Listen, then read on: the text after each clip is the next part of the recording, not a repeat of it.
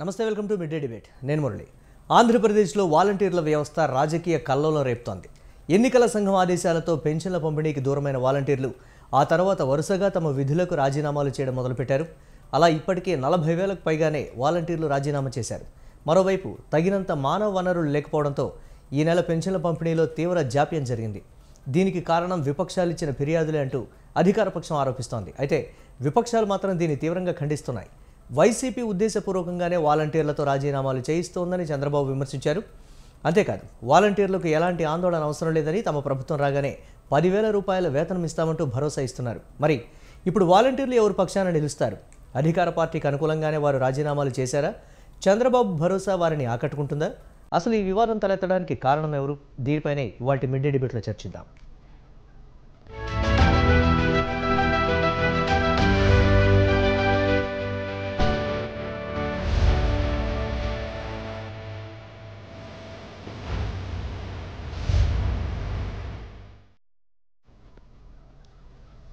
ఆంధ్రప్రదేశ్లో వాలంటీర్ల వ్యవస్థ రాజకీయ దుమారాన్ని అయితే లేపుతోంది. ఈ నేపథ్యంలో 40,000కు పైగా వాలంటీర్లు రాజీనామాలు చేశారు. అధికార పార్టీ అండదండలు లేకపోతే ఒత్తిళ్లతోనే వారు రాజీనామాలు చేస్తున్నారని చెప్తున్నప్పటికీ వాలంటీర్లు మాత్రం తమ సొంతంగానే తీసుకున్నటువంటి నిర్ణయం, ప్రభుత్వానికి వైఎస్ఆర్ కాంగ్రెస్ పార్టీకి అనుకూలంగా మేము వ్యవహరించడానికి మాత్రమే వాలంటీర్ల వ్యవస్థలోంచి మేము బయటకు వచ్చి వైఎస్ఆర్ కాంగ్రెస్ పార్టీ తరఫున ప్రచారం నిమిత్తం చేస్తున్నాం అనేటువంటి మాట అయితే చెప్తున్నారు. అసలు వాలంటీర్ వ్యవస్థని ఎందుకు కదపాల్సి వచ్చింది అనేది కూడా ఒక పెద్ద చర్చనీయాంశంగా మారినటువంటి పరిస్థితి. ఇదే వాటి మిడ్ డే డిబేట్. ఇదే అంశానికి సంబంధించి మనతో డిబేట్లో పార్టిసిపేట్ చేస్తున్నారు దేవరపల్లి గీత గారు, వైసీపీ రాష్ట్ర కార్యదర్శి మహిళా విభాగం నుంచి ఉన్నారు. అలాగే నిమ్మగడ్డ సీత గారు, టీడీపీ సీనియర్ నాయకురాలు, వారు కూడా లైవ్లో సిద్ధంగా ఉన్నారు. అలాగే రాయపూడి వేణుగోపాల్ గారు, జనసేన అధికార ప్రతినిధి, వారు కూడా లైవ్లో సిద్ధంగా ఉన్నారు. ముందుగా దేవరపల్లి గీత గారు, నమస్తే అండి. నమస్తే అండి. వాలంటీర్ వ్యవస్థ అంటే స్థానికంగా ఉండేటువంటి ఎమ్మెల్యేలు, అధికార పార్టీకి చెందినటువంటి కీలక నేతల ఆదేశాలతో చేస్తున్నారా, లేకపోతే ఒత్తిడితో చేస్తున్నారనే దానికి సంబంధించి తగినంత మానవ వనరులు లేకపోవడం వల్ల కూడా పెన్షన్ల పంపిణీ జాప్యం జరిగింది.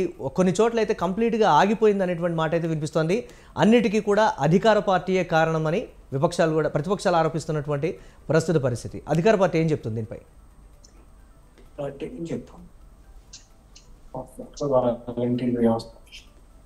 అందరికీ నమస్కారం అండి.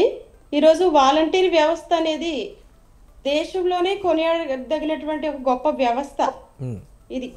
ఎందుకంటే ప్రతి ఒక్కరూ కూడా వాలంటీర్ వ్యవస్థని ఒక పక్క నుంచి అందరూ మెచ్చుకుంటూ వాళ్ళకు ఒక ప్రత్యేకమైనటువంటి స్థానం, గౌరవం ఇచ్చినటువంటి పరిస్థితి ఇప్పుడు జరుగుతూ ఉన్నది.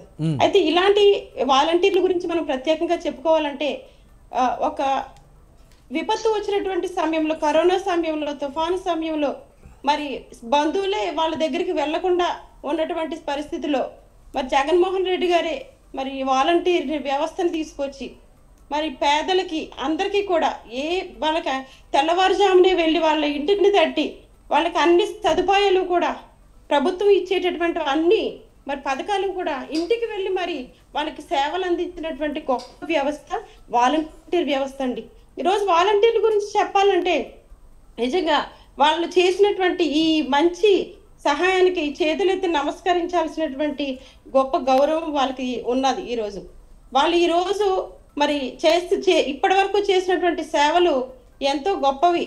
జగన్మోహన్ రెడ్డి గారు ముందుగానే తలంచి ఇలాంటి వ్యవస్థను తీసుకొచ్చారు. ఎందుకంటే తానే స్వయంగా వెళ్ళలేరు కాబట్టి వాలంటీర్ వ్యవస్థ ద్వారా పేదలకు అందరికీ కూడా మేలు చేసేటటువంటి ఉద్దేశంతో మరి వాలంటీర్ వ్యవస్థను తీసుకొచ్చారు. ఈరోజు వాలంటీర్ వ్యవస్థ అనేది నిజంగా చాలా గొప్పది. మరి గతంలో చూస్తే చంద్రబాబు నాయుడు మరి ఎన్నో హామీలు ఇచ్చారు, ఒక్క హామీ కూడా నెరవేర్చలేని పరిస్థితి. మరి చంద్రబాబు నాయుడు గారు చేసినటువంటి ఆ చతుష్టయాన్ని మరి ప్రజలంతా కూడా గమనించారు. కాబట్టి ఇప్పుడు జగన్మోహన్ రెడ్డి గారి ప్రభుత్వంలో అన్ని సంక్షేమ పథకాలు, ముఖ్యంగా పేదలకు, బడుగు బలహీన వర్గాలకు, మరి ఈ రోజు మనం చూసుకుంటే మరి అతి సామాన్యులు అందరూ కూడా, మధ్య తరగతి వాళ్ళందరూ కూడా ఒక మరి చక్కని అన్ని సంక్షేమ పథకాలు అందుతూ ఉన్నాయంటే జగన్మోహన్ రెడ్డి గారి ప్రభుత్వంలోనే.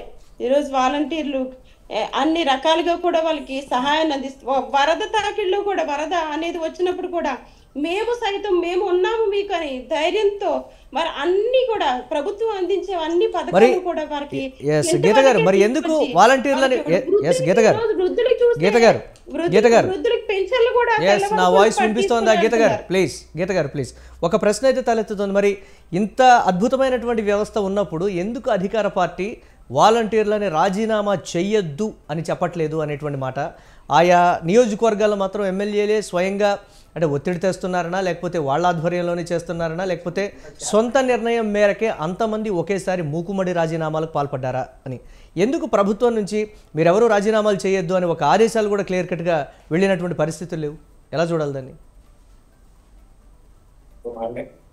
ఈ రోజు వాలంటీర్లకి ప్రభుత్వం చెప్పడం లేదండి మీరు గమనించాల్సినటువంటి విషయం ఎందుకంటే ప్రతిపక్షాలకి ఎప్పుడూ కూడా ఒక జగన్మోహన్ రెడ్డి గారు మంచి పని చేస్తుంటే ఎవరు కూడా సహించట్లేదు ఇక్కడ మంచి కార్యక్రమం చేసి ఈ రోజు నిజంగా పేదలకి ఇంత గొప్ప సహాయం అందిస్తా ఉన్నారంటే వాళ్ళు సపోర్ట్ చేయాలి సపోర్ట్ చేయడం కాకుండా ఎందుకంటే పేద ప్రజలకి అంతకు ముందు 14 సంవత్సరాలు చంద్రబాబు నాయుడు గారు చేశారు కానీ ఎవరికి కూడా ఒక హామీ కూడా నెరవేర్చలేదు అలాంటి వాళ్ళు ఈ రోజు జగన్మోహన్ రెడ్డి గారి ప్రభుత్వంలో జగన్మోహన్ రెడ్డి గారు ఇంత అద్భుతమైనటువంటి సంక్షేమము సుభిక్షమైనటువంటి పరిపాలన అందిస్తూ ఉంటే వాళ్ళు సహించలేక ఈ విధంగా రైట్ గీత గారు నేను అడిగినటువంటి ప్రశ్న అది కాదు ఎందుకు ప్రభుత్వం ఎస్ గీత గారు ప్రభుత్వం తరపు నుంచి ఎందుకు స్పష్టమైనటువంటి ఆదేశాలు వాలంటీర్లకు వెళ్ళట్లేదు మీరెవరూ భయపడద్దు మీరెవరూ రాజీనామాలు చేయొద్దు అని చెప్పట్లేదు అనే ప్రశ్న అడిగాను నేను దానికి సంబంధించి దయచేసి మీరు చెప్తున్నది గమనించండి స్వచ్ఛందంగా మాత్రమే వాలంటీర్లు ఇప్పుడు చేస్తున్నారు కానీ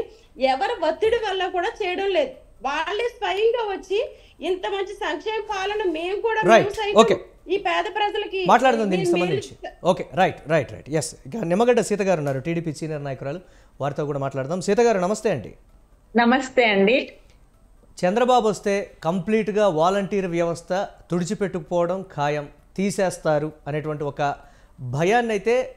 భయాన్ని క్రియేట్ చేస్తున్నారా లేకపోతే ఇదే జరుగుద్ది అని కాన్ఫిడెంట్గా చెప్తున్నారో లేదో తెలియదు కానీ కంప్లీట్గా అయితే అధికార పార్టీ చెప్తున్నటువంటి మాట చంద్రబాబు వస్తే మాత్రం వాలంటీర్ వ్యవస్థని ఖచ్చితంగా తీసేస్తారనేటువంటి మాట అయితే చెప్తోంది టీడీపీ భరోసా ఇస్తుంది మీ వాలంటీర్ వ్యవస్థ ఖచ్చితంగా ఉంటుంది ఇంకా మేము అద్భుతంగా తీర్చిదిద్దుతాం 10,000 రూపాయలు మీకు నెలకు గౌరవ వేతనంగా కూడా మేము ఇస్తామనేటువంటి మాట చెప్తుంది ఏది నమ్మాలి అనేటువంటి ఒక సందిగ్ధత అయితే ఉన్నటువంటి పరిస్థితి ఎలాంటి క్లారిటీ ఇస్తుంది టీడీపీ దీనిపై అంటే వాలంటీర్ వ్యవస్థను చూస్తే కనుక ఈ రోజున ఇప్పుడు జరుగుతున్నటువంటి ఎన్నికల్లో వాళ్ళ యొక్క పాత్ర పెద్ద క్వశ్చన్ మార్క్ లాగా ఈ రోజున అందరూ చూడాల్సినటువంటి అవసరం వచ్చింది ఈసీకి కూడా కంప్లైంట్స్ వెళ్ళినటువంటి పరిస్థితిని మనం ఈ రోజు ఆంధ్ర రాష్ట్ర పాలిటిక్స్ లో మనం చూస్తున్నాము అయితే ఈ వాలంటీర్స్ చేసేది ఏంటంటే ప్రభుత్వం తరపున వాళ్ళు పని చేస్తున్నారు జగన్మోహన్ రెడ్డి గారి తరపున కాదు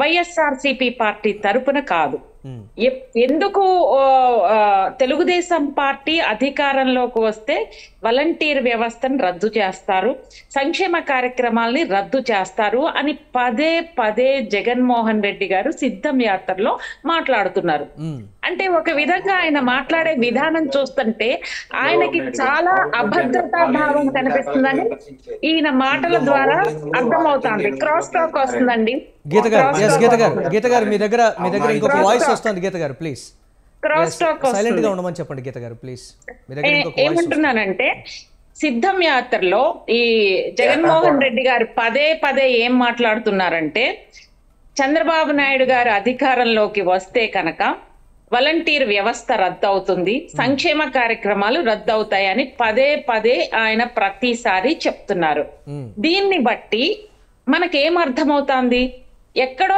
జగన్మోహన్ రెడ్డి గారిలో అభద్రతాభావం ఉంది ఆ అభద్రతాభావాన్ని కప్పిపుచ్చుకోవడానికి మీకు ఈ సంక్షేమ కార్యక్రమాలు ఆగిపోతాయని చెప్తున్నారు అంటే నేనేమంటున్నానంటే సంక్షేమ కార్యక్రమాలు అభివృద్ధి అనేది సమానంగా ప్రజలకు చేర్చినటువంటి నాయకత్వం చంద్రబాబు నాయుడు గారిది తెలుగుదేశం పార్టీది సంక్షేమ కార్యక్రమాలకి నాంది పలికిందే ఎన్టీ రామారావు గారి కిలో రెండు రూపాయల బియ్యం పథకం చొప్పున అది కూడా సమర్థవంతంగా అమలు చేసినటువంటి చరిత్ర తెలుగుదేశం పార్టీది ఈ రోజున వైఎస్ఆర్సీపీ జగన్మోహన్ రెడ్డి గారు నేనే సంక్షేమ కార్యక్రమాల్ని పరిచయం చేశాను నేనే తీసుకొచ్చాను ఇంతకు ముందు ప్రభుత్వాలకు అసలు సంక్షేమ కార్యక్రమం అంటేనే తెలియదు అనే పద్ధతిలో ఆయన చేసుకునే సెల్ఫ్ ప్రచారం ఏదైతే ఉందో అది ఇంతకు ముందు లబ్ధి పొందిన వాళ్ళందరూ ఆయన గురించి ఏమనుకుంటున్నారో తెలియని అయోమయ పరిస్థితుల్లో ఈ రోజు జగన్మోహన్ రెడ్డి గారి ప్రభుత్వం ఆయన చుట్టూ ఉండే వందిమగాదులు వాళ్ళ మినిస్టర్స్ మంత్రులు ప్రజాప్రతినిధులు ఉండడం దురదృష్టకరం. ఎందుకు వాలంటీర్ వ్యవస్థను రద్దు చేస్తారండి? ఎందుకు సంక్షేమ కార్యక్రమాల్ని రద్దు చేస్తారండి? సంక్షేమ కార్యక్రమాల్లో మరింత సమర్థవంతంగా తెలుగుదేశం పార్టీ అధికారంలోకి వస్తే జగన్మోహన్ రెడ్డి గారు ఏదో ఇంత చేసి ప్రచారం ఇంతలా చెప్పుకుంటున్నటువంటి ముఖ్యమంత్రి గారికి భయం ఏంటంటే ఇదే వాలంటీర్ వ్యవస్థని ఇంకా సమర్థవంతంగా అప్గ్రేడ్ చేసి వాళ్ళకి గౌరవ వేతనం ఇచ్చి వాళ్ళకి గౌరవం లభించేటట్టుగా తీర్చిదిద్దే అటువంటి ప్రక్రియ తెలుగుదేశం పార్టీ ప్రభుత్వం చేస్తుంది. అది కూడా ఆయనకి భయం. అందుకని ఏం చేస్తున్నారు? మీరు రిజైన్ చేయండి. వాలంటీర్స్ అందరూ ఇక్కడ గుర్తు పెట్టుకోవాల్సిన ఒకే ఒక అంశం ఏంటంటే మీరు వైఎస్ఆర్సీపీ పార్టీ కార్యకర్తలు కాదు, అంటే రాష్ట్ర ప్రభుత్వం నియమించినటువంటి ఉద్యోగులు. మీ జీతాలు జగన్మోహన్ రెడ్డి గారు సొంత జేబులో నుంచి ఇవ్వడం లేదు, భారతీయ సిమెంట్స్ లో నుంచి రావడం లేదు, సాక్షి పత్రికలో నుంచి రావడం లేదు, లేకపోతే ఇంకేమన్నా సొంత బిజినెస్ లో నుంచి ఒక్క రూపాయి కూడా ఆంధ్ర రాష్ట్ర ప్రజలకి వెళ్ళడం లేదు. ఇది ఆంధ్ర రాష్ట్ర ప్రజలు ట్యాక్స్ కడితే 5 కోట్ల మంది ట్యాక్స్ ప్రజల ద్వారా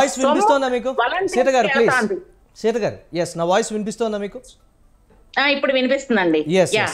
దీనికి సంబంధించి గతంలో చేసినటువంటి విమర్శలు వాటన్నిటిని కూడా పరిగణలోకి తీసుకొని ఇప్పుడు ఆ వాలంటీర్ వ్యవస్థ అనేది కంప్లీట్గా ఒక సందిగ్ధంలో ఉంది అనేటువంటి మాట. ఇప్పటికిప్పుడు సరే యూటర్న్ తీసుకున్నారా, లేకపోతే మాట మార్చారా, లేకపోతే మేము భరోసా కల్పిస్తున్నాం అనేటువంటి ఒక హామీని అయితే ఇస్తున్నారో తెలియదు, కానీ మొత్తం మీద అయితే ఆ వ్యవస్థ మాత్రం ఒక సందిగ్ధంలో ఉన్నటువంటి పరిస్థితి. కొనసాగిస్తాము అనేదానికి ఒక గ్యారంటీ ఏమిటి అనేది ఒక ప్రశ్నగా మారినటువంటి పరిస్థితి. మళ్ళీ తిరిగి జన్మభూమి కమిటీని తీసుకొస్తారు, గతంలో చేసినట్టుగానే చేస్తారని అధికార పార్టీ నుంచి వస్తున్నటువంటి విమర్శలు ఆ కోణంలో చూడకూడదు. గతంలో ఏం చేశారండి? అసలు ఎందుకు తీస్తారు? ఇది ఒక గందరగోళ పరిస్థితిని క్రియేట్ చేసింది వైఎస్ఆర్సీపీ నాయకులు. వాళ్ళల్లో భయాందోళనల్ని సృష్టించడమే వాళ్ళ ప్రధాన కర్తవ్యం. వాళ్ళని సొంత క్యాడర్ లాగా వాళ్ళ వైఎస్ఆర్సీపీ కార్యకర్తల్లాగా వాడుకుంటున్న మాట వాస్తవం కాదా? ప్రజా ప్రతినిధులతో వాళ్ళు తిరగడం కరెక్ట్ కాదా? Please let me speak. వాళ్ళు పెట్టే ఇంటర్నల్ మీటింగ్స్ లో వాలంటీర్స్ ఎందుకు పార్టిసిపేట్ చేయాలండి? They are government, paid by the government of Andhra Pradesh. వాళ్ళు అసలు అలా కూర్చోకూడదు, వాళ్ళతో పాటు తిరగకూడదు, వాళ్ళతో పాటు వెళ్ళకూడదు. Why they are doing all those things? ఇప్పుడు ఏమంటున్నారు? మీరు ఇప్పుడు తిరగనివ్వడం లేదు. వాళ్ళకి అక్కడ కొంత హోల్డ్ ఉందని భావిస్తున్న వైఎస్ఆర్సీపీ గవర్నమెంట్ ఏమంటున్నారు? మీరు రిజైన్ చేయండి, వైఎస్ఆర్సీపీ పార్టీ కార్యకర్తల్లాగా పనిచేయండి, వైఎస్ఆర్సీపీ నాయకులకి సపోర్ట్ చేయండి, డేటా ఇవ్వండి, ఇన్ఫర్మేషన్ ఇవ్వండి అని చెప్పి వచ్చి మళ్ళా మన ప్రభుత్వమే వస్తుంది అని భావించి మళ్ళీ మీకు ఉద్యోగాలు ఇస్తాము. ఇది రాజ్యాంగాన్ని అపహాస్యం చేయడం కాదా? డెమోక్రసీని అపహాస్యం చేయడం కాదా? సవ్యంగా ఎలక్షన్స్ జరగాలి కదా, పద్ధతి ప్రకారం జరగాలి కదా. అంటే మీరు అన్ని వాళ్ళకి చూపిస్తున్నారు కదా. సొంతంగా రాజీనామా చేస్తున్నారు కానీ ఎక్కడ కానీ ఒత్తిడి కానీ లేకపోతే ప్రోద్బలం కానీ లేకపోతే ఇదంతా ఏమి సీత గారు ఒక నిమిషం, ఇదంతా ఏమీ లేదైతే అధికార పార్టీ చెప్తున్నటువంటి మాట అయితే ఉంది. చూద్దాం దానికి సంబంధించి ఉద్దేశపూర్వకంగా చేస్తున్నారా, లేకపోతే నిజంగా ఈ 5 ఏళ్లలో వాలంటీర్ వ్యవస్థ కంప్లీట్గా ప్రభుత్వం చేస్తున్నటువంటి ఈ కార్యక్రమాలకి ఇస్తున్నటువంటి సంక్షేమాలకి ముగ్ధులయ్యి విధేయత చూపిస్తూ రాజీనామాలు చేస్తున్నారనేది కూడా తెలియటువంటి పరిస్థితి ఉంది. మాట్లాడదాం సంబంధించి. ఒకే ఒకటండి, వాళ్ళకి ప్రభుత్వ కార్యక్రమాలకి ముగ్ధులయ్యి ప్రభుత్వ కార్యక్రమాలకి పరవశించి మేము రిజైన్ చేస్తున్నాము అనంటే ఇది భ్రమ. ఇది వాళ్ళు మాట్లాడుతున్న వైఎస్ఆర్సీపీ పార్టీ నాయకులు మాట్లాడుతున్నారు. వాళ్ళ విధిని వాళ్ళు నిర్వర్తించారు. నేను దానికి సంబంధించి మాట్లాడుతున్నాను. ఇక్కడ సామాజిక మాధ్యమాల్లో కూడా విప్రో లాంటి ఒక అద్భుతమైన ఐటీ కంపెనీలో నాకు ఉద్యోగం వచ్చినా కానీ ఈ సేవా కార్యక్రమంలో మేము పార్టిసిపేట్ చేయడానికే ఉద్యోగాన్ని కూడా వదులుకున్నామని సామాజిక మాధ్యమాల్లో వస్తున్నటువంటి పరిస్థితి ఉంది. చూద్దాం దానికి సంబంధించి కూడా నిజంగా అటువంటి వాళ్ళు ఉన్నారా, లేకపోతే ప్రోద్బలమా, లేకపోతే ఒత్తిడా, లేకపోతే భయాందోళనలో చేస్తున్నారనేది కూడా మాట్లాడదాం.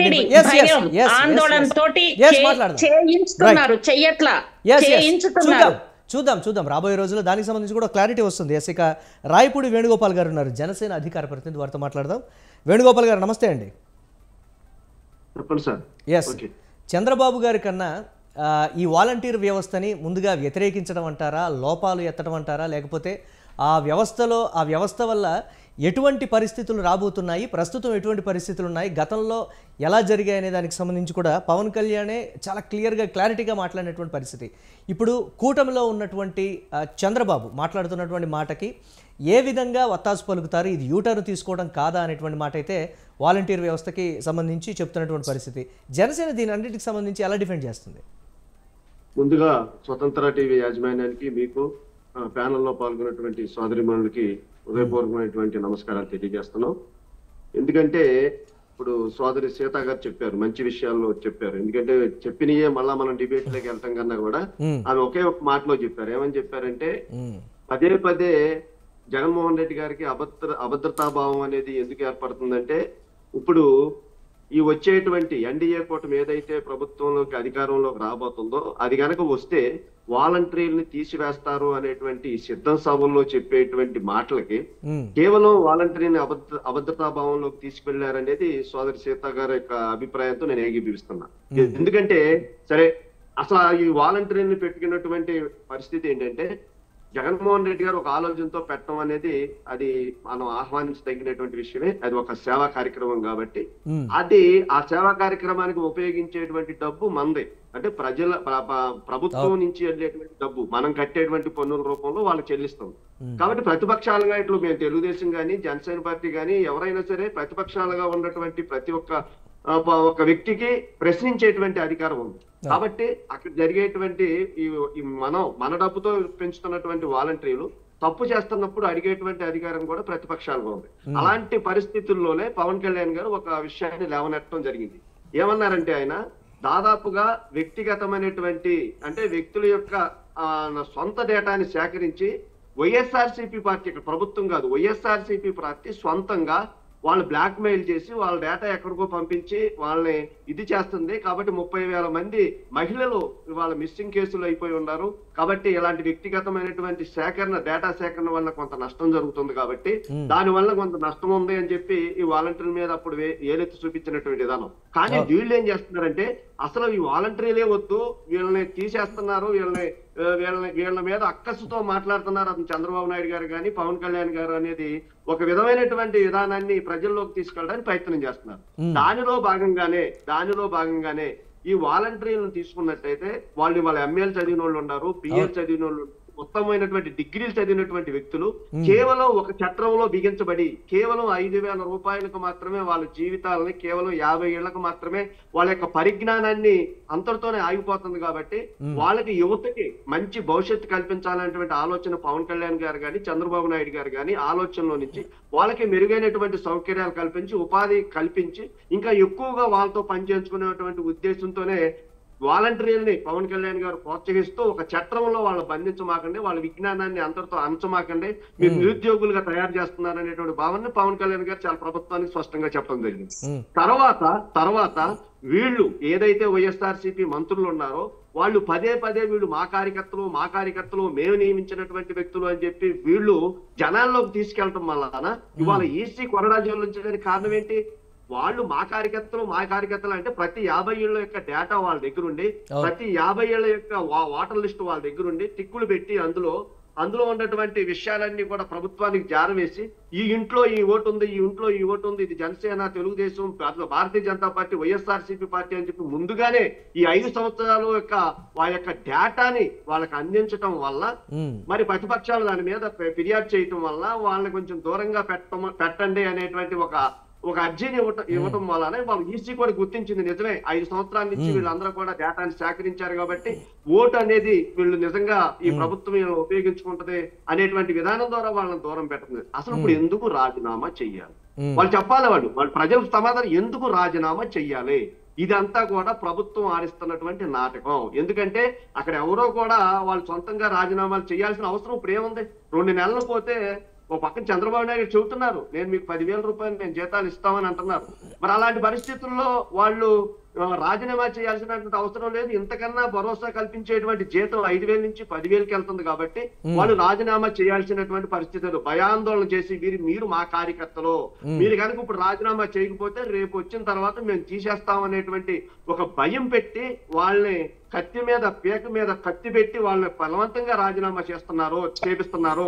కాబట్టి ఈ విషయంలో బలవంత రాజీనామాలే తప్ప ఈ వాళ్ళంతటికి వాళ్ళ స్వతంత్రంగా ఇచ్చినటువంటి రాజీనామాలు కాదు అనేటువంటి విషయాన్ని చాలా స్పష్టంగా ప్రజలు అర్థం చేసుకుంటున్నారు. రేపు 2024 ఎన్డీఏ కూటమిలో ఏ వాలంటరీ అయితే ఇలా ప్రతి ఇంటికి సేవలు అందించినటువంటి ప్రతి వాలంటరీ సోదరికి కానీ సోదరిమణికి కానీ ఎన్డీఏ కూటమే మంచి భవిష్యత్తు ఇచ్చింది.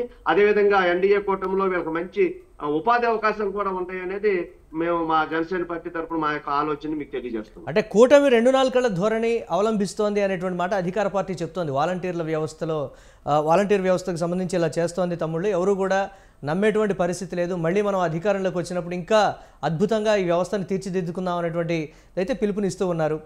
అది నమ్మాలా ఇది నమ్మాలా అనేటువంటి మాట అయితే చెప్తున్నారు. కూటమికి సంబంధించి జనసేన కావచ్చు, టీడీపీ కావచ్చు, బీజేపీ కావచ్చు, వాలంటీర్ వ్యవస్థకు సంబంధించి అప్పుడు ఒకలాగా మాట్లాడి ఇప్పుడు ఒకలాగా మాట్లాడుతుంటే ఎలా నమ్మాలి అనేటువంటి ఒక ప్రశ్న కూడా వస్తుంది. దీనికి సంబంధించి జనసేన తరపు నుంచి అంటే కూటమి తరపు నుంచి ఒక క్లియర్ కట్గా ఇస్తే బాగుంటుంది అనేటువంటి ఒక వెర్షన్. ఇప్పుడు కంపల్సరీగా కూటమి అభిప్రాయమే అందరి అభిప్రాయం. చంద్రబాబు నాయుడు గారు 10,000 రూపాయలు ఇస్తానంటే ఒక పక్కన సిద్ధం సభల్లో చెప్పేదేంటి, మీకు సంక్షేమ పథకాలు రద్దు చేసేస్తారు, మీకు ఇచ్చేటువంటి నేను ఏదైతే ఇస్తున్నానో అప్పు చేసి పప్పు కూడు పెట్టి అభివృద్ధి లేనటువంటి రాష్ట్రాన్ని ముందుకు తీసుకెళ్తున్నాను, 2,50,000 కోట్లు ఉన్నటువంటి ఒక అప్పు ఆంధ్ర రాష్ట్రాన్ని 11 లక్షల కోట్లు తీసుకెళ్లిపోయాను, ఇక ప్రజలు నన్ను నమ్మరు అనేటువంటి ఒక అబద్ధతా భావంలో ఉన్నటువంటి జగన్మోహన్ రెడ్డి గారు ఇవాళ స్పష్టంగా చెప్తున్నారు. వాళ్ళు మనం ఇచ్చే సంక్షేమం తీసేస్తారు, పెన్షన్ తగ్గించేస్తారు, మీకు ఏమి రావని చెప్పి ప్రజల్ని ఒక్కసారి 2019లో 3,642 కిలోమీటర్లు తిరిగి ప్రజల్ని మోసం చేసి ఇవాళ ప్రభుత్వ ఉద్యోగుల నుంచి కార్మికుల వరకు కూడా కన్నీళ్లు పెట్టించేటువంటి పరిస్థితులు ఇవాళ నమ్మించి మోసం చేసి ఇవాళ మళ్ళా ఎన్నికలు వచ్చేటడికి ఈ బూటకపు మాటలతో ఇవన్నీ కూడా రద్దు చేస్తారు అనేటువంటి ప్రజలకి ఇటు ఉన్నటువంటి పని చేసేటువంటి వ్యక్తులకు కూడా వాళ్ళు మాయ మాటలు చెప్పి మళ్ళా అధికారంలోకి రావాలనే ప్రయత్నంలో భాగమే తప్ప ఇది ఎక్కడా కూడా ఎవరో కూడా తొలగించేటువంటి పరిస్థితులు లేవు. ఇక్కడ ఎక్కడా యూటర్న్లు చేసుకునేటువంటి పరిస్థితులు లేవు. వాళ్ళు చెప్పిన మాటలకే వాళ్ళకి తిరిగి చెప్తున్నాం, వీళ్ళు మా కార్యకర్తలు అని చెప్తుంటే మేము అలా కాదు, మీ యొక్క విద్యా విధానాన్ని బట్టి మీ యొక్క ప్రతిభను బట్టి మేము 10,000 రూపాయలు ఇస్తాము అని చెప్పి చాలా స్పష్టంగా ఈ ఎన్డీఏ కూటమి చెప్పడం జరుగుతుంది. అంటే ఇంకొక మాట అధికార పార్టీ కూడా చెప్తుంది ఏంటి అంటే, చంద్రబాబు ఎలా చెప్తే పవన్ కళ్యాణ్ అలా మాట్లాడతారు కాబట్టి ఇప్పుడు పవన్ కళ్యాణ్ ఇచ్చేటువంటి హామీలన్నీ కూడా చంద్రబాబు నెరవేరుస్తాడా అన్నటువంటి పరిస్థితి అయితే ఉండదు, దీన్ని కూడా మీరు ఓటర్లు గమనించాలి అనేది కూడా ఆయా సభల్లో చెప్తున్నటువంటి పరిస్థితి ఉంది. దీనికి సంబంధించి ఒక క్లారిటీ లేదు. ఎందుకంటే ఎన్డీఏ కూటమి అంటే ఉమ్మడి మేనిఫెస్టో ఉంది. ఇప్పుడు సూపర్ 6 మాన్యువల్ లో ఉండేటువంటి సూపర్ 6 చంద్రబాబు నాయుడు గారి యొక్క ఐడియాలజీ కానీ, లేకపోతే షణ్ముఖపేహం అనేటువంటి మా పార్టీ యొక్క మేనిఫెస్టో కానీ, లేకపోతే భారతీయ జనతా పార్టీ అంటే కూటమికే గ్యారంటీ, కూటమికే అంటే గతంలో వేణుగోపాల్ గారు గతంలో చోటు చేసుకున్నటువంటి పరిణామం కూటమికే గ్యారంటీ లేనప్పుడు ఆ మేనిఫెస్టోని ఎలా బిలీవ్ చేయాలి అనే దానికి సంబంధించి కూడా వస్తున్నటువంటి ప్రశ్న. అంటే రాజకీయ పరిస్థితులు ఎప్పుడూ ఒకలాగా ఉండవు, టక్కున మారిపోగానే మేనిఫెస్టో అంతా కూడా మూలన పడిపోయేటువంటి పరిస్థితులని, వారి పొత్తులకే గ్యారంటీ లేనప్పుడు తర్వాత రాబోయే పరిణామాలని ఎవరు ప్రెడిక్ట్ చేయగలరు అనేటువంటి మాట. ఇప్పుడు ఎందుకంటే మేనిఫెస్టో 2-3 రోజుల్లో ఇప్పుడు 25వ తారీఖున వైఎస్ఆర్సీపీ మేనిఫెస్టో వస్తుందన్నారు, మొన్న 9వ తారీఖునే ఉగాది రోజున జగన్మోహన్ రెడ్డి గారు ప్రకటిస్తారన్నారు, ఇంకా దాన్ని చేశారు. కాబట్టి ఇప్పుడు ప్రజెంట్ ఈ నామినేషన్ ప్రక్రియ జరుగుతుంది కాబట్టి రేపు 25తో అంతా కూడా సద్దుమణిగింది కాబట్టి అప్పుడు అన్ని పార్టీలు కూడా ఇటు ఉమ్మడి మేనిఫెస్టో కూడా మేము పంపించడానికి మా అధినాయకులు కూడా ఆలోచన చేస్తున్నారు, అటు వైఎస్ఆర్సీపీ మేనిఫెస్టో కూడా వచ్చింది కాబట్టి ప్రజల ముందుకు ఇంకా ఈ 15 రోజులు 20 రోజులు అందులో ఉన్నటువంటి విషయాలను కూడా ప్రజల దృష్టికి తీసుకెళ్లేటువంటి అవకాశం ఉంది. కాబట్టి కేవలం మీరు వాలంటరీ మీద అడుగుతున్నారు కాబట్టి మేము చాలా స్పష్టంగా చెబుతున్నాం, వాళ్ళకి ఉమ్మడి కూటమిలో విపరీతమైనటువంటి వాళ్ళ యొక్క తెలివితేటలకు తగ్గినటువంటి అవసరమైతే వాళ్ళ ప్రభుత్వ ఉద్యోగులు కూడా పరిగణించేటువంటి వాళ్ళ యొక్క అర్హతను బట్టి కూడా తీసుకునేటువంటి పరిస్థితులు ఉన్నాయి. కాబట్టి వాళ్ళ కేటగిరీ వారీగా 10th క్లాస్ వాళ్ళకి, ఇంటర్మీడియట్ వాళ్ళకి ఒక కేటగిరీ, 11th డిగ్రీ, ఈ రకమైనటువంటి కేటగిరీలో వాళ్ళకి న్యాయం జరిగిందని మాత్రం చెప్పగలం. మాట్లాడదాం. రైట్ గీత గారు, ఇందాక నేను అడిగినటువంటి క్లియర్ కట్ ప్రశ్న, 40,000 మంది వాలంటీర్లు ప్రభుత్వం అండర్లో వర్క్ చేస్తున్నప్పుడు ప్రభుత్వం ఎందుకు చెప్పట్లేదు వాలంటీర్లని మీరెవరూ రాజీనామా చెయ్యొద్దు అనేటువంటి స్పష్టమైన హామీ కావచ్చు, లేకపోతే ఒక ఆదేశం కావచ్చు, లేకపోతే ఇతరత్ర ప్రభుత్వ ఉద్యోగుల విషయంలో ఏదైతే ఎస్మా ప్రయోగించారో వీళ్ళ విషయంలో కూడా అంతే కఠినంగా ఉంచొచ్చు కదా. ఎవరు కూడా ఉద్యోగం మానేయద్దు, లేకపోతే రెసిగ్నేషన్ ఇవ్వద్దు. ఇటువంటి పరిస్థితుల్లో చాలా ప్రాబ్లం అవుతుంది, చాలా ప్రభావితం అవుతుంది. మీ సేవలు కావచ్చు అన్నీ ప్రజలకు అవసరం అనేటువంటి మాటని ఎందుకు క్లియర్ కట్గా వెళ్ళలేకపోతుంది, రాజీనామాల్ని ఎందుకు సపోర్ట్ చేస్తుంది అనేటువంటి ఒక ప్రశ్న నేను అడిగాను. దానికి సంబంధించి సమాధానం. ఈరోజు వాలంటీర్కి మంచి అవకాశం వస్తే వెళ్ళొద్దని ప్రభుత్వం అయితే ఏమి అనలేదు. వారికి వారే వాలంటీర్సే మరి రాష్ట్ర వ్యాప్తంగా 40,000 మందికి ఒకేసారి మంచి అవకాశం వస్తుందా? 40,000 మందికి ఒకేసారి వెళ్తున్నారు.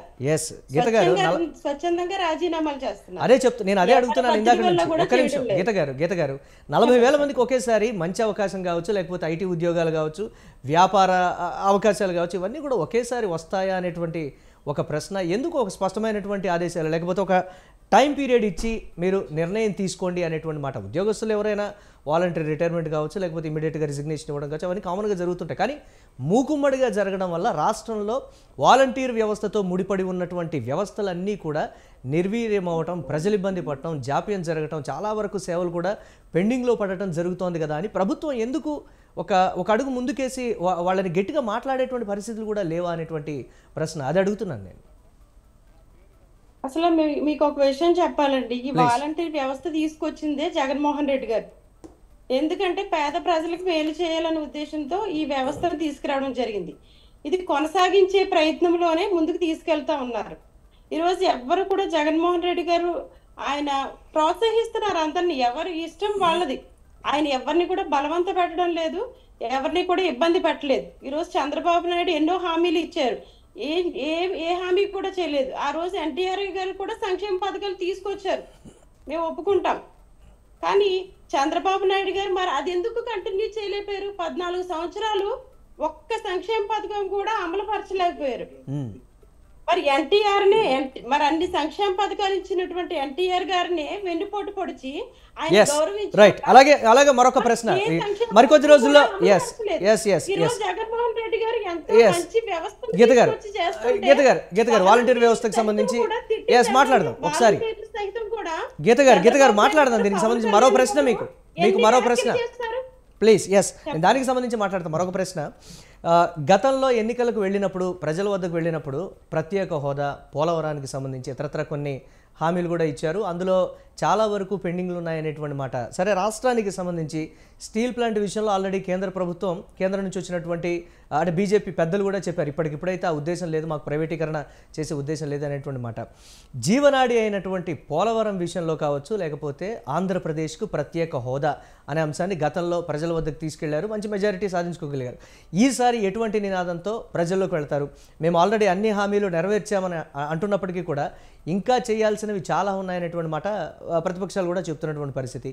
ఈసారి బలంగా ప్రజల్లోకి వెళ్ళాలంటే చేసిన వాటికి సంబంధించి కాదు, పెండింగ్లో ఉన్నటువంటి ఇంపార్టెంట్ స్టేట్కి సంబంధించినటువంటి వాటికి సంబంధించి ఏ హామీతోటి ప్రజల వద్దకు వెళ్తున్నారు? ఇప్పుడు చేసిన హామీలు ఎందుకు చెప్పకూడదండి? చేసిన హామీలు అంతకు ముందు గత ప్రభుత్వంలో గానీ అంతకు ముందు గానీ ఎవరు చేయలేదు కదా. చేసిన హామీల గురించి మనం మాట్లాడుకుంటే మంచిది. అలాగే 99% జగన్మోహన్ రెడ్డి గారు ఈవేళ చెప్పినవే కాకుండా చెప్పనివి కూడా అమల్లోకి తీసుకొచ్చారు. రాష్ట్రంలోని ప్రతి ప్రజలు కూడా ఇది నమ్మిన విషయం, మరి నమ్ముతున్న విషయం. ఇంకా 2024లో కూడా జగన్మోహన్ రెడ్డి గారిని గెలిపించుకోవడం సిద్ధంగా ఉన్నారు.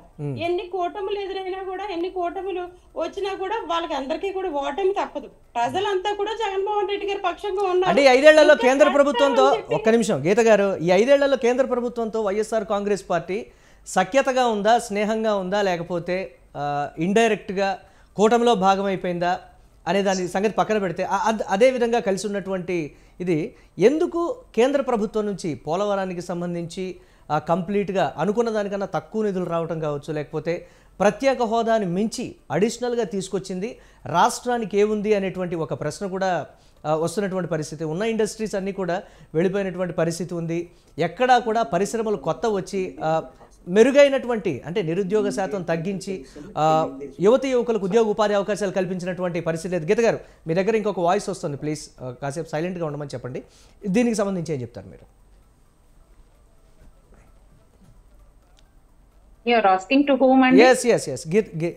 గీత గారిని అడుగుతున్నాను నేను. నిరుద్యోగులకు ఉద్యోగ ఉపాధి అవకాశాలకు సంబంధించి కావచ్చు, పరిశ్రమలు తీసుకురావడం కావచ్చు, కేంద్ర ప్రభుత్వంతో ఈ 5 ఏళ్లు సఖ్యతగా ఉన్నటువంటి వైఎస్ఆర్ కాంగ్రెస్ పార్టీ ఆ స్థాయిలో సఖ్యతను ఉపయోగించుకుంటూ కూడా ఎందుకు ఆ స్థాయిలో నిధులు తీసుకురాలేకపోయింది అనేటువంటి ప్రశ్నలు కూడా తలెత్తుతున్నాయి. ఎలా వెళ్తారు ఈ నేపథ్యంలో? జనం దగ్గరికి వెళ్ళినప్పుడు ఏం చెప్తారు? బీజేపీతో కూటమి కలుపుకున్న తెలుగుదేశాన్ని అడిగితే బాగుంటదండి ఈ విషయం. ఎందుకు ఇలా చేస్తున్నారు అంటే లేదు లేదు లేదు ఎక్కడా కూడా విభేదించినటువంటి పరిస్థితులు లేవు అని అంటే సఖ్యతగా ఉన్నట్టే కదా. అంటే మిత్రుత్వం లేదు, శత్రుత్వం లేదు అంటే న్యూట్రల్గా ఉన్నప్పుడైనా సరే రాష్ట్రానికి ఇవి కావాల్సినవి ఎందుకు ఆ స్థాయిలో సాధించుకోలేకపోయారు అనేటువంటి ఒక ప్రశ్న కూడా ఉంది కదా. దానికి సంబంధించి ప్రజల వద్దకు వెళ్ళినప్పుడు ఏం చెప్తుంది వైసీపీ? పోలవరం కావచ్చు, లేకపోతే ఇండస్ట్రీస్కి సంబంధించి కావచ్చు, రాష్ట్రానికి రావాల్సినటువంటి లోటు బడ్జెట్లో ఉన్నటువంటి రాష్ట్రానికి నిధులు తీసుకురావడానికి సంబంధించి కావచ్చు, ఏం చెప్తుంది ప్రజల వద్దకు వెళ్ళినప్పుడు? ఇదంతా కేంద్రం చెప్పాల్సినటువంటి సమాధానం అండి. ఎస్ రైట్, మళ్ళీ మాట్లాడదాం. రైట్ మాట్లాడదాం, మళ్ళీ మాట్లాడతాను నేను మీతోటి. ఎస్ సీత గారు, ఈ నేపథ్యంలో 2014 నుంచి 2019 వరకు కూటమిలో ఉన్నారు. అప్పట్లో కేంద్ర ప్రభుత్వంతో అంటే బీజేపీతో విభేదించడం, కేంద్ర ప్రభుత్వంతో విభేదాలు రావడంతో రాష్ట్రానికి రావాల్సినవన్నీ కూడా ఆగిపోయినటువంటి పరిస్థితి. 2019 నుంచి ప్రస్తుత కాలం వరకు కూడా రాష్ట్ర ఆర్థిక పరిస్థితి ఈ విధంగా ఉంది. చక్కదిద్దటానికి కూడా దాదాపు చంద్రబాబు పదే చెప్తున్నటువంటి మాట, 30 ఏళ్ల పాటు వెనక్కి వెళ్ళిపోయింది రాష్ట్రం, మళ్ళీ దీన్ని ఒక గాడిలో పెట్టాలంటే చాలా సమయం పడుతుంది అనేటువంటి మాట. కేంద్రం ఎటువంటి సహకారం ఇస్తుంది అనేటువంటి ఒక హామీతో కూటమిలోకి జాయిన్ అయింది అనేటువంటి ఒక ప్రశ్న కూడా తలెత్తుతోంది. ఏం చెప్తుంది టీడీపీ దీనిపై? అవునండి, యాక్చువల్ గా ఏ రాష్ట్రమైనా కానీ అభివృద్ధి చెందాలి అంటే కనుక కేంద్ర రాష్ట్ర ప్రభుత్వాల సహకారం, సఖ్యత అత్యంత అవసరం. అలా ఉన్నప్పుడే కేంద్రం సపోర్టుతోనే రాష్ట్రాలు అభివృద్ధి చెందడానికి ఎక్కువగా అవకాశాలు ఉంటాయి. స్వతంత్రంగా కూడా అభివృద్ధి చెందుతుంది, కానీ కేంద్ర సహాయ సహకారాలు ఉంటే ఇంకొంచెం ముందుకెళ్ళడానికి ఎక్కువగా లాభపడటానికి అవకాశం ఉంటుంది.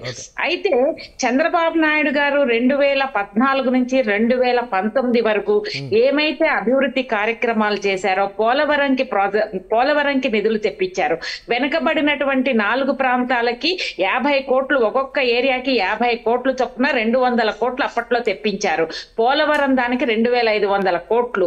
సో ఇలా ఏ విధంగా చూసుకున్నా కూడా మాక్సిమం ఎంతైతే బెస్ట్ ఎఫర్ట్ పెట్టారో మాక్సిమం తీసుకురావడానికి ప్రయత్నం చేశారు. అయితే నేను ఇక్కడ ఒకటి ఒప్పుకుంటాను, ఏంటంటే అనుకున్నంత స్థాయిలో మనకి కేంద్రం నుంచి సహాయ సహకారాలు అందలేదన్న మాట వాస్తవం. ఎంతైతే ఆంధ్ర రాష్ట్ర ప్రభుత్వానికి అవసరం ఉందో అంత బడ్జెట్ లో పెట్టలేకపోవడం దురదృష్టకరం. దాన్ని గట్టిగా ప్రశ్నించాల్సినటువంటి అవసరం ఆంధ్రప్రదేశ్ లో ఉన్నటువంటి అన్ని రాజకీయ పొలిటికల్ పార్టీస్ మీద ఉంది, ఎంపీస్ మీద ఉంది.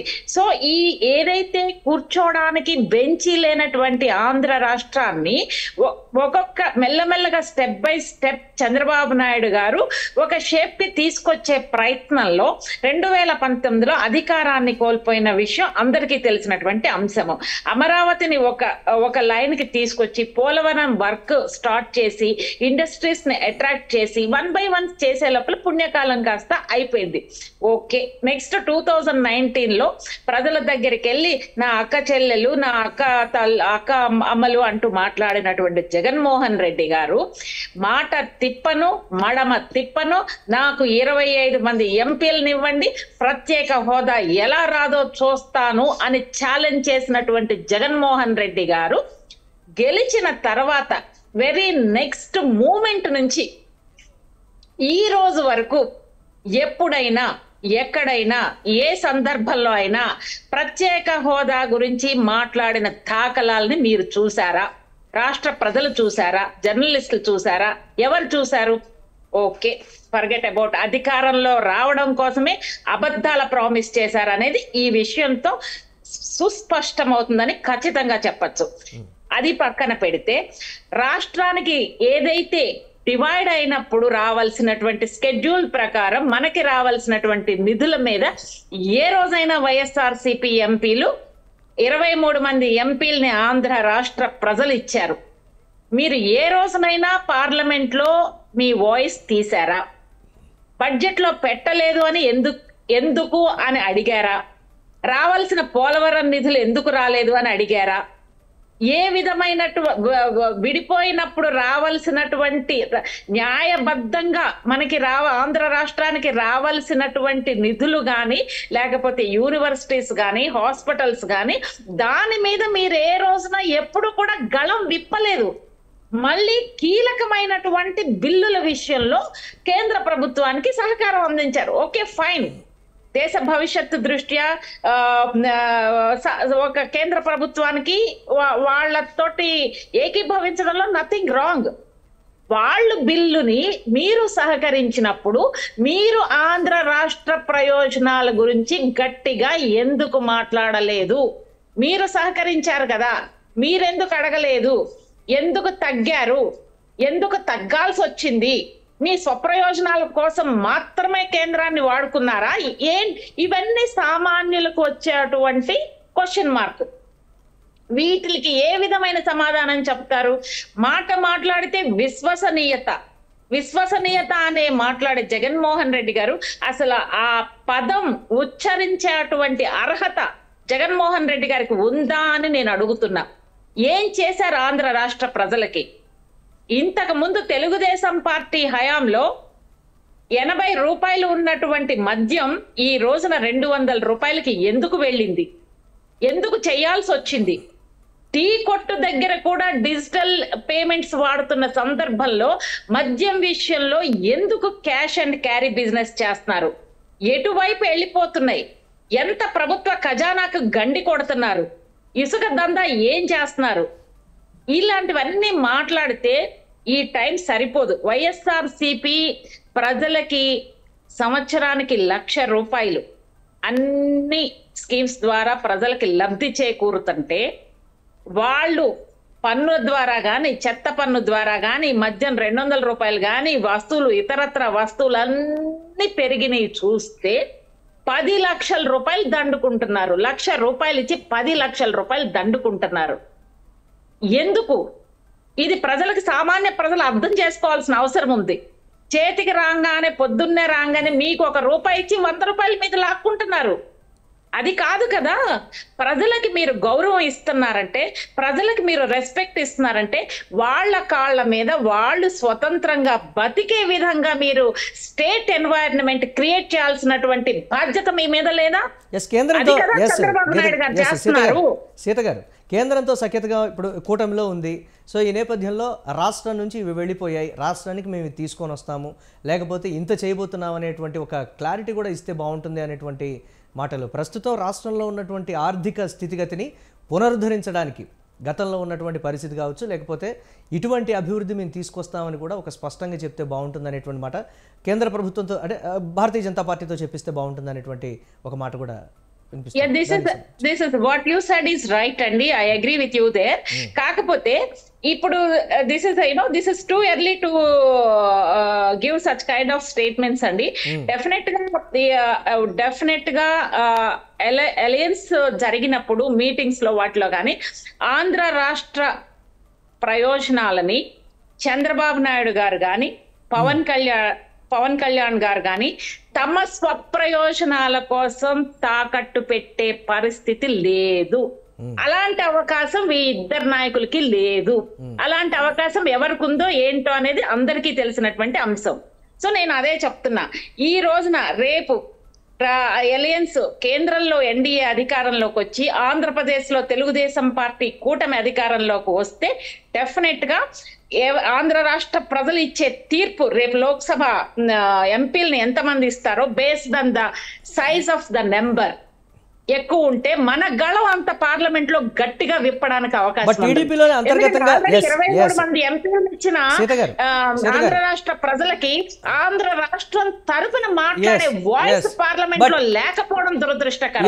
సీత గారు, బట్ ఈ గ్యాప్ అనేది త్వరగా చేయిస్తే ప్రజల్లోకి ఇప్పటి వరకు వెళ్ళినటువంటి నెగిటివ్ సంకేతాలు, ఇటు పెన్షన్ల పంపిణీ విషయంలో కావచ్చు, లేకపోతే వాలంటీర్ల విషయంలో కావచ్చు, లేకపోతే రాష్ట్రానికి పోలవరం విషయంలో కావచ్చు, లేకపోతే ఇతర పరిశ్రమలు రావడానికి సంబంధించి కావచ్చు, వీటన్నిటి విషయంలో ఎంత తొందరగా క్లారిటీ ఇస్తే ఉన్నటువంటి నెగిటివ్ అనేది అంత తొందరగా వెళ్ళిపోతుందని టీడీపీలో కూడా అంతర్గతంగా చర్చ జరుగుతున్నటువంటి పరిస్థితి.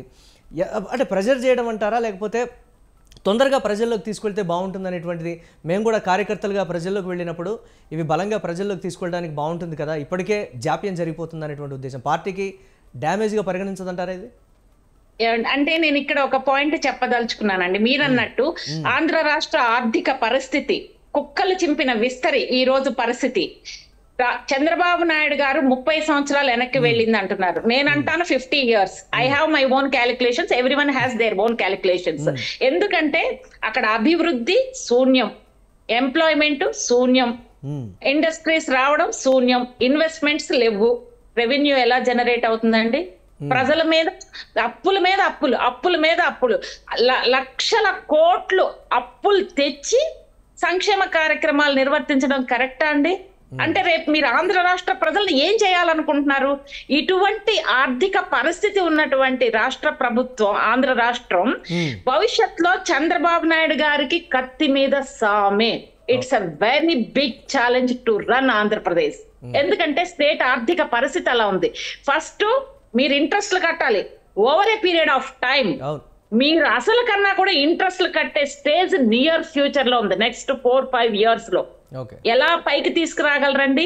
ఎంత నష్టం చేశారో తెలుసా ఈ వైఎస్ఆర్సీపీ గవర్నమెంట్? నేను పార్టీలకు అతీతంగా బాధతోటి మాట్లాడుతున్నా.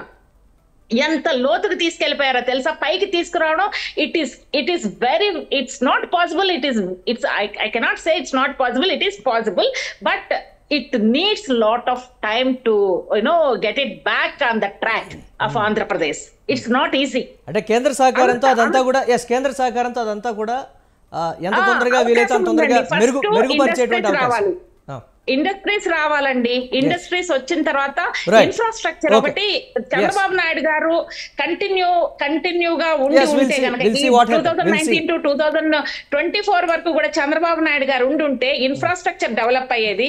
అమరావతి రాజధాని కొంతన్న ఒక షేప్ వచ్చేది. అమరావతి రాజధాని ఒక షేప్ వచ్చేది.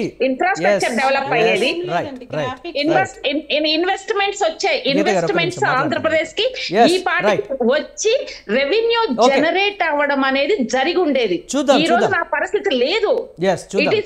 It is very difficult to get back on the track because of Jaganmohan Reddy poor administration skills. He doesn't have any administration skills. He is taking only loans. Wherever he is getting loan, he is taking loans. We'll see what happens. Please, Geeta garu, this is not, even if you agree or if you are not agree, being Andhra Pradesh, Geeta garu, please.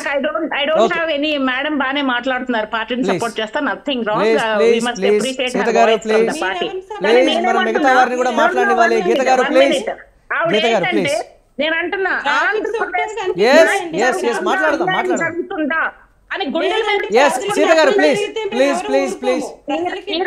దయచేసి ఒక్క నిమిషం మనం వేణుగోపాల్ గారితో మాట్లాడాలి. Please Sita గారు please Geetha గారు మీరు కూడా, నేను మళ్ళీ మీతో మాట్లాడతాను. ఎస్ వేణుగోపాల్ గారు, రాష్ట్ర పరిస్థితికి సంబంధించి లేకపోతే ఈ కూటమిని ఏర్పాటు విషయంలో పవన్ కళ్యాణ్ చేసినటువంటి ఒక వ్యాఖ్య, ఎంతో త్యాగం చేస్తే తప్ప, నేను మీకోసమే పార్టీకి సంబంధించి కూడా త్యాగానికి సంబంధించి చాలా నిర్ణయాలు తీసుకున్నాను, ఎంతో త్యాగం చేసి నిర్ణయం తీసుకుంటే తప్ప ఈ కూటమి అనేది సాధ్యం కాలే, మీ భవిష్యత్తు కోసమే అనేటువంటి మాట అయితే చెప్తూ ఉన్నారు. అధికారంలోకి వచ్చాక అంటే చంద్రబాబు ముఖ్యమంత్రి అనేది క్లియర్ కట్గా అర్థమైపోతుందని అందరూ కూడా చెప్తున్నటువంటి మాట. అంటే కూటమిలో ఉన్నటువంటి ప్రతి పార్టీలో చెప్తున్నటువంటి మాట, ముఖ్యమంత్రిగా చంద్రబాబు ఉంటారు. కానీ చంద్రబాబుతో పవన్ కళ్యాణ్ ఇచ్చినటువంటి ఈ హామీలన్నీ కూడా ఏ విధంగా నెరవేరుస్తారు అనేటువంటి ఒక ప్రశ్న, కేంద్ర ప్రభుత్వం నుంచి తీసుకురావాల్సినటువంటి వాటికి సంబంధించి పవన్ కళ్యాణ్ ఎటువంటి నిర్ణయం తీసుకుంటారు, దానికి సంబంధించి ఎటువంటి చొరవ చూపిస్తారు అనేటువంటి ఒక ప్రశ్న కూడా ఉత్పన్నమవుతుంది. ఏం చెప్తారు మీరు?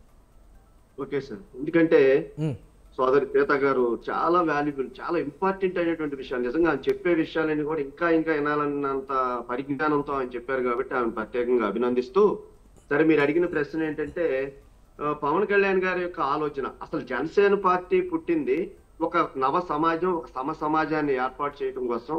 25 సంవత్సరాల సుదీర్ఘమైనటువంటి నా ప్రయాణంలో ఈ యొక్క సమాజాన్ని ఒక మార్పు వైపుకు తీసుకువెళ్లాలనేటువంటి తపంతో పెట్టి అనేక ఎదురు దెబ్బలు తిని 2 చోట్ల 2019లో ఓడిపోయినప్పటికీ కూడా మళ్ళా రాజకీయాల్లో నిలదొక్కుని మనకి ఒకటే చరిత్ర చెప్పేది, పూజ్య బాబూజీ మహాత్మా గాంధీ గారు బ్రిటిష్ సామ్రాజ్య సంఖ్యలు తెంపటం కోసం దాదాపు 35 సంవత్సరాల సుదీర్ఘమైనటువంటి పోరాటం చేస్తే ఈ రోజున మనం 140 కోట్ల మంది జనాభా వాళ్ళ స్వేచ్ఛగా మనం ఉన్నామంటే ఆ మహాత్ముడు యొక్క త్యాగఫలం అని చెప్పి మనం చెప్పుకోవాలి. అదే విధంగా పవన్ కళ్యాణ్ గారు ఒక నవ సమాజం కోసం ఒక అనుభవం కలిగినటువంటి ఒక ముఖ్యమంత్రి అనుభవం ఉన్నటువంటి చంద్రబాబు నాయుడు గారి యొక్క అనుభవంతో ఈ రాష్ట్రాన్ని ముందుకు తీసుకువెళ్ళొచ్చు.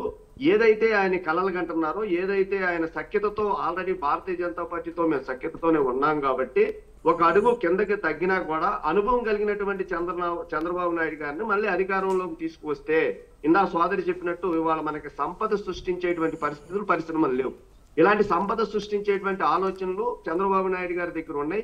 ఎందుకంటే గతంలో ఆయన పెట్టినటువంటి హైటెక్ సిటీలు కానీ, తర్వాత ఈ యొక్క అమరావతి భూముల విషయంలో కానీ మనం పరిగణలోకి తీసుకున్నట్టయితే ఏకంగా ఈ 2024 వరకు కూడా ఆయన లేరు కాబట్టి అసంపూర్తిగా మిగిలిపోయినటువంటి పనులని చేపించుకోవచ్చు అనేటువంటి ఒక ముందు చూపు ఆలోచనతో ఒక అడుగు వెనక తగ్గినప్పటికీ 21 సీట్లకి మేము జనసేన పార్టీ కుదించుకుని అటు అనుభవం కలిగినటువంటి మోడీ గారి యొక్క అనుభవం, దేశానికి కావాల్సినటువంటి మోడీ గారి యొక్క నాయకత్వాన్ని బలపరుస్తూ చంద్రబాబు నాయుడు గారి యొక్క అనుభవంతో ఈ రాష్ట్రాన్ని ముందుకు తీసుకువెళ్తూ అటు ఎన్డీఏ కూటమిలో అటు పైన కింద కూడా రెండు కూడా ఇవాళ ఈ 5 సంవత్సరాల నుంచి ఈ దుర్మార్గమైనటువంటి ఈ దుష్ట ప్రభుత్వాన్ని అంతమొందించడం కోసం ఇందాక సోదరి వైఎస్ఆర్సీపీ సోదరి చెప్పారు 98% మేము సంక్షేమ పథకాలు చెప్పామంటున్నారు.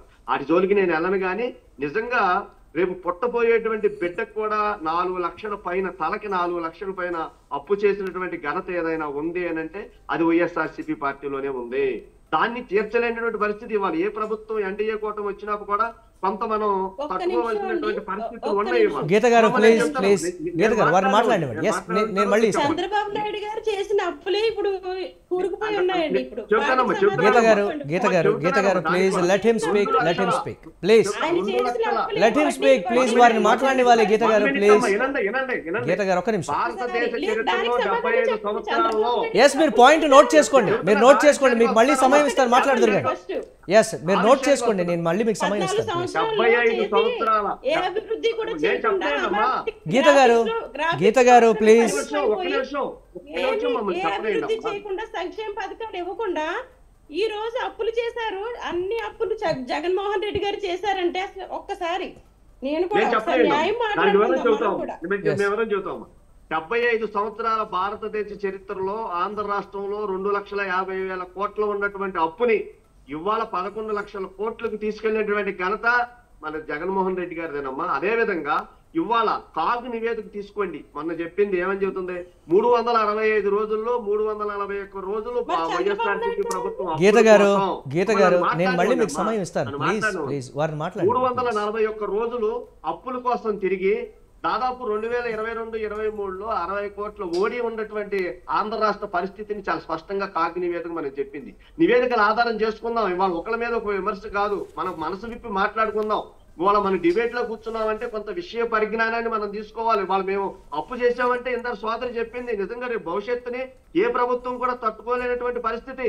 ఇవాళ సంజీవన్ లాంటి పోలవరాన్ని ఇవాళ జగన్మోహన్ రెడ్డి గారు 2019లో చెప్పినటువంటి ఎన్నికల హామీల్లో ప్రధానమైనటువంటి హామీ ఏంటమ్మా, నాకు పూర్తి మెజార్టీ ఇవ్వండి, నాకు అధికారాన్ని ఇవ్వండి, నేను కేంద్ర మెడల్ ఉంచుతానన్నారు. 151 మంది ఎమ్మెల్యేలు ఇచ్చారు, 22 పైన మీకు ఎంపీలు ఇస్తే కేంద్రం మెడలు వంచాల్సింది పోయి మీరు ఇప్పుడు దాకా 5 సంవత్సరాలు మీరు మెడలు ఉంచి కనీసం పోలవరం నిర్వాసితులకు కూడా ఇవాళ సహాయం చేయలేనటువంటి మీ ప్రభుత్వ అసమర్థత. అదేవిధంగా ఇవాళ పోలవరం విషయంలో 70% పూర్తయినటువంటి పోలవరాన్ని మీరు వచ్చిన తర్వాత బ్రహ్మాండంగా 2 మంత్రులు మాత్రం పరుగులు తీపిచ్చారు. ఎందుకని 2 మంత్రులు మార్చారు మీరు. ఒక ఆయన అనిల్ కుమార్ యాదవ్ గారు, ఆయన ఓవర్ యాక్షన్ చేశాడు అసెంబ్లీలో. 1% 2% మీకెందుకు సాంబా 2021లో పోలవరం పూర్తయితే రాసుకోమన్నారు, ఆయన వెళ్ళిపోయాడు పాపం. ఇప్పుడు వచ్చాడు ఒక ఆయన అంబటి రాంబాబు గారు, ఆయన ఏమంటాడు, కాపర్ డ్యామ్ కి డయాఫ్రమ్ వాళ్ళకి తేడా లేదు, పోలవరం ఎప్పుడు పూర్తయితో నాకు తెలియదు అంటాడు ఆయన చేతులు. మరి మీకు ఎందుకు అధికారం పోలవరాన్ని పూర్తి చేయలేనటువంటి? అమ్మా మీరు చెప్పలేనమ్మా, మీరు నోట్ చేసుకోండి. ప్లీజ్ గీత గారు ప్లీజ్ ఒక్క 2 నిమిషాలు, 2 నిమిషాలు.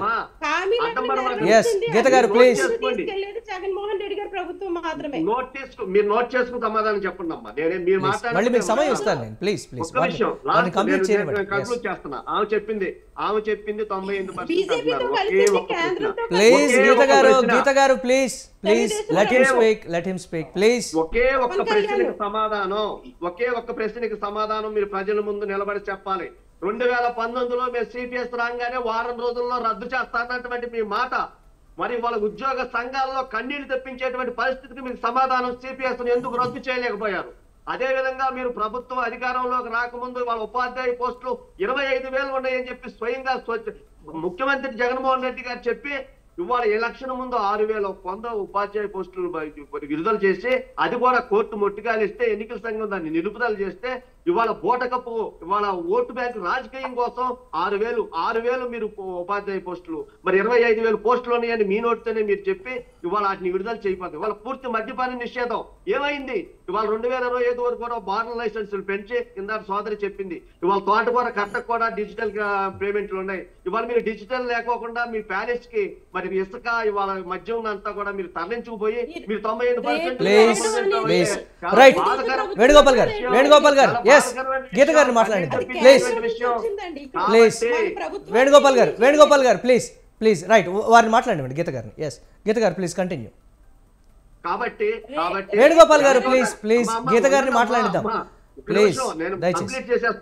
ఎస్ ప్లీజ్ 1 minute లో కంక్లూడ్ చేయండి. ఎందుకంటే ప్రజలు చైతన్యమయ్యారు. ఇంకా 20 రోజుల్లో ప్రతి ఒక్క మన బాలు ఎన్నికల్లో ప్రజల చేతుల్లో ఉన్నాయి. తప్పకుండా వాళ్ళు సరైనటువంటి తీర్పిస్తారు. మీరు 5 సంవత్సరాల్లో ప్రజల్ని ఈ 9 నవరత్నాల పేరుతో ఎంత మోసం చేశారనేటువంటి ప్రజలు గ్రహించారు. వేణుగోపాల్ గారు సమయభావం ప్లీజ్ దీని అంతా కూడా రైట్ పరిస్థితి అండి. రైట్ ఓకే ఎస్ గీత గారిని మాట్లాడదాం. గీత గారు ప్లీజ్ మాట్లాడండి. గీత గారు వినిపిస్తోందా? హలో ఎస్ వినిపిస్తోందా? చెప్పండి. ఎస్ మీరు మాట్లాడండి. ఇందాక వేణుగోపాల్ గారు అడిగినటువంటి ప్రశ్నలకు సంబంధించి సిపిఎస్ రద్దు కావచ్చు లేకపోతే ఇతరత్ర వాటికి సంబంధించి ప్రజల్లోకి వెళ్ళినప్పుడు ఏం సమాధానం చెప్తారనేటువంటి ప్రశ్న. ఒక నిమిషం కనిపిస్తుందండి. Yes please. Hello yes please వినిపిస్తోందా? మాట్లాడండి. దయచేసి ఎవరికి వారు వాదన చేస్తున్నారు కానీ ప్రజలకి ఏం జరుగుతుంది, ఇప్పటి వరకు ఏం జరిగింది అన్నది ఎవరు తెలుసుకోలేకపోతున్నారు. ఎస్ సిపిఎస్ రద్దుకు సంబంధించి కావచ్చు లేకపోతే మద్య నిషేధానికి సంబంధించి కావచ్చు ఎందుకు వెనకడుగు వేశారనేటువంటి ప్రశ్నకి ప్రజల్లోకి వెళ్ళినప్పుడు ఏం సమాధానం చెప్తారనేటువంటి దానికి సంబంధించి జనసేన అడుగుతుంది.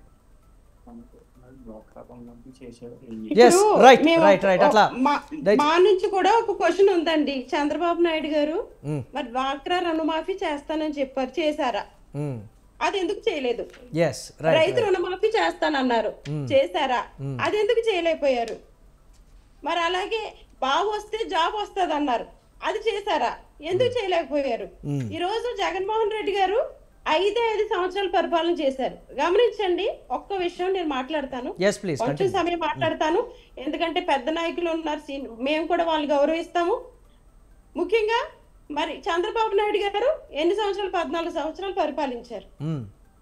పరిపాలనలో ఆయన సంక్షేమ పథకాలు కనీసం ఇన్ని సంక్షేమ పథకాలు చెప్పి 600 హామీలు ఇచ్చి అందులో 6 కూడా ఆయన అమలుపరచకపోగా ఇప్పుడు జగన్మోహన్ రెడ్డి గారు చేసినటువంటి సంక్షేమ పథకాలు 5 సంవత్సరాలు పరిపాలించారు. చెప్పినవన్నీ 100% దగ్గరగా అన్ని కూడా ఆయన చేయడం జరుగుతుంది. ఇంకా సమయం ఇస్తే తప్పకుండా జగన్మోహన్ రెడ్డి గారు అన్ని ఫుల్ఫిల్ చేసి ఈ రాష్ట్రాన్ని అభివృద్ధి పదంలో నడిపిస్తారు. ఖచ్చితంగా ఆయన ఇందాక సోదరు కూడా మాట్లాడారు, మరి ఆయన గురించి చాలా బోటకు చేశారు, అది చేశారు, ఇది చేశారని. జగన్మోహన్ రెడ్డి గారు చెప్పింది ఖచ్చితంగా సింగిల్ గానే వచ్చారు, సింగిల్ గానే చేస్తారు. ఖచ్చితంగా ఆయన చెప్పిన మాట మాత్రం నెరవేరుస్తారు. ఇంకో 5 సంవత్సరాలు కూడా మన సమయం ఇవ్వడానికి ప్రజలంతా కూడా సిద్ధంగా ఉన్నారు. ఈ 5 సంవత్సరాలు చేయలేని కూడా చూద్దాం. నిజంగా మేము సిద్ధం అనే గీత గారు ప్లీజ్ రైట్ అంటే మేము సిద్ధం అనగానే ప్రజలు కూడా గెలిపించడానికి మేము సిద్ధం అంటారా, లేకపోతే ప్రతిపక్షాలకి కూటమికే వారు ఓటు వేస్తారా, లేకపోతే ఈ 5 ఏళ్ల పాలన గత 5 ఏళ్ల పాలనని కూడా బేరీజు వేసుకుని ప్రజలు నిర్ణయం తీసుకుంటారనే దానికి సంబంధించి కూడా చూద్దాం ఏ విధంగా ఉండబోతోంది. కాకపోతే వారం వారం కూడా సర్వేలన్నీ కూడా ప్రజల నుంచి వస్తున్నటువంటి స్పందన, వారి మైండ్ సెట్ కూడా మారుతున్నటువంటి పరిస్థితి. దానికి తగినట్లుగా ఇటు కూటమి అటు అధికార పార్టీ ఎటువంటి నిర్ణయాలు కావచ్చు, లేకపోతే ఎటువంటి విధానాలతో ప్రజల్లోకి వెళ్తుందో కూడా చూద్దాం. థ్యాంక్ యూ అండి గీత గారు డిబేట్లో పార్టిసిపేట్ చేసినందుకు, అలాగే సీత గారు, అలాగే రాయపూడి వేణుగోపాల్ గారు మిడ్ డే డిబేట్లో పార్టిసిపేట్ చేసినందుకు. ఇది ఇవాల్టి mid day debate. Keep watching స్వతంత్ర.